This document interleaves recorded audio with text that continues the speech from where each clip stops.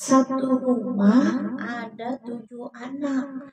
7 anak itu yang pertama anaknya lagi hamil, udah punya menantu. Kebayang nggak bagaimana itu cara hidup mereka? Yuk simak.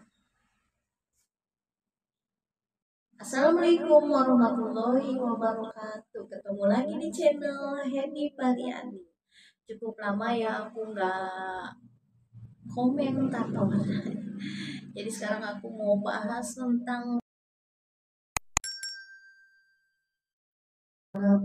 Jadi di sini aku mau bahas tentang rumah tangga yang sangat miskin.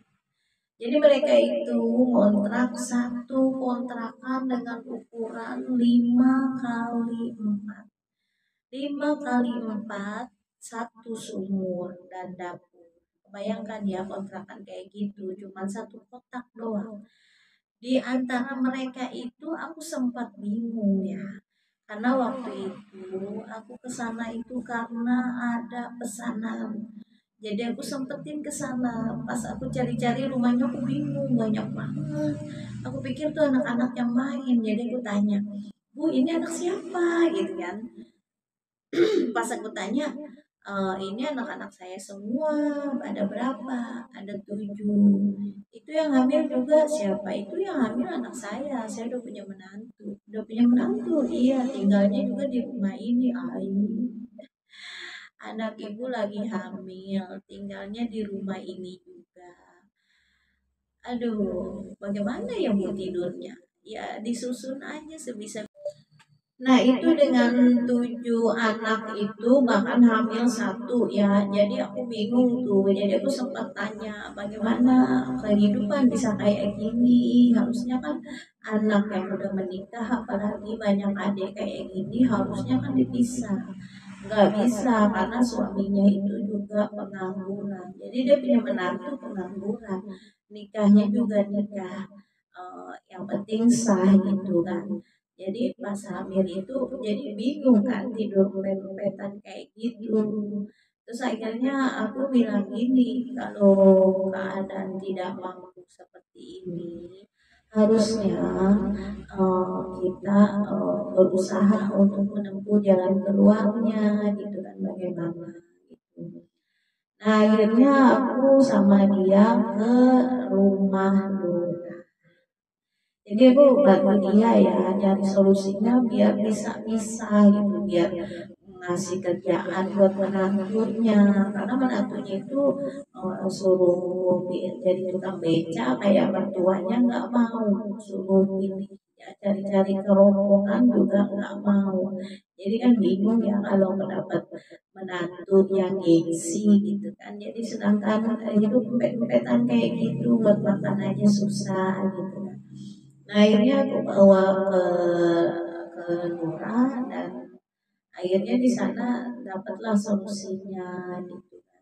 Ya seenggaknya Nura bisa bantu bayar kontrakan buat anak ini selama 2 bulan dan juga ngebantu modal buat anak itu jualan di sekolahan SD.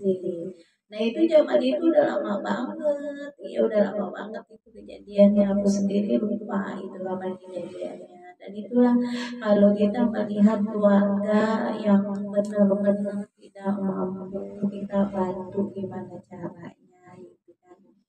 Jadi bukan berarti semuanya bisa kita bantu ya. Jadi waktu itu aku benar-benar prihatin ya anaknya 7 satu rumah. Aduh kebayang banget dan terus kontrakannya cuma kecil banget 5 kali 4 gitu kan. Begitu udah ukuran gede-gede bahkan masih punya bayi gitu kan. Jadi kenapa bisa banyak begitu anak ya karena kan ada wanita nggak cocok KB. Jadi istrinya itu nggak cocok KB. Jadi kebayang nggak sih dia kayak mana tuh dia. Kayak gitu kan. Kebayang lah ribetnya gitu kan ngejalanin rumah tangga udah punya menantu satu rumah satu dapur gitu. Dan kesininya sih aku dengar-dengar ya kelanjutannya ya memang menantunya masih muda, masih cerdas ya. Sekarang mereka itu suaminya itu dagang tekwan gitu.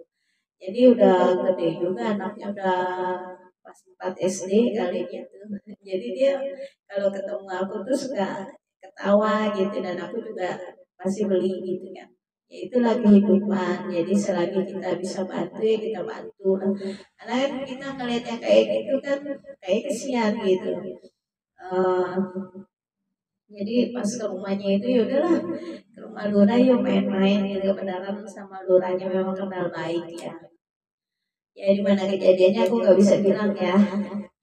Dan itulah sejarah pertama yang aku alamin gitu. Jadi aku punya inisiatif aja. Itu kejadiannya cukup lama sih, udah ada sekitar 20 tahun yang lalu ya. Wah, udah ketahuan deh gue tua. Oke teman-teman, terima kasih yang udah nyimak. Terima kasih yang udah nonton, terima kasih yang udah subscribe. Kalau bisa like, komen ya kira-kira apa nih yang bakal aku share di cerita selanjutnya.